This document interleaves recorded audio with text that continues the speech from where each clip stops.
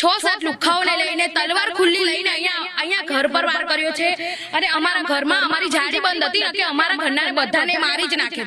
6 જણા હતા અને મારી કારણે ધમકી આપે છે અમને બધાને કે છોડીશું ને હજુ ફોન કરીને ગાળો બોલે ખુલ્લે દારૂનો ધંધો કરે છે અને કે તમને જીવથી મારી કાઢીશું કે તમને જીવવા નહીં દે કે એવી ધમકી આપે. અત્યારે હાલમાં બી ફોન કરી વસ્તુને નુકસાન પહોંચાડ્યું, ગાડીને, ઘરને, જીવન જ્યોત મેં અમારું જૂનું ઘર છે ત્યાં બહુ નુકસાન કર્યું છે. આ ઠેઠ સુધી ગાડીને નુકસાન કર્યા. આ ખૌફનું કારણ છે અમદાવાદના અમરાઈવાડીના આ દ્રશ્યો. સામાન્ય બાબતે પાડોશી સાથે તકરાર થયા બાદ પાડોશીના લુખ્ખા તત્વોએ પાડોશીના ઘર પર જીવલેણ હુમલો કરી આતંક મચાવ્યો.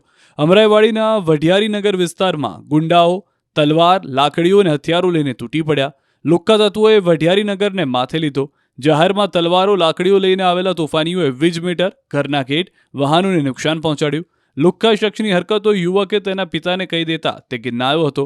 આ બાબતની અદાવત રાખીને માથાભારે શખ્સે તેના મિત્રો સાથે મળીને ગઈકાલે હથિયાર સાથે તેના પર ઘર સાથે આવી અને તોડફોડ કરી. 3 વ્યક્તિ સામે હાલ અમરાઈવાડી પોલીસે ફરિયાદ દાખલ કરી.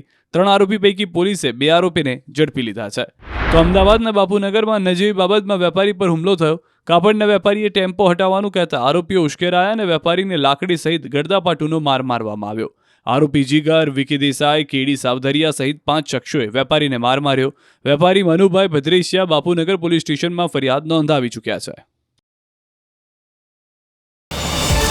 QR કોડ સ્કેન કરો અને ડાઉનલોડ કરો ન્યૂઝ 18 એપ. મેળવો ગુજરાત અને દેશ દુનિયાની પળે પળની અપડેટ્સ.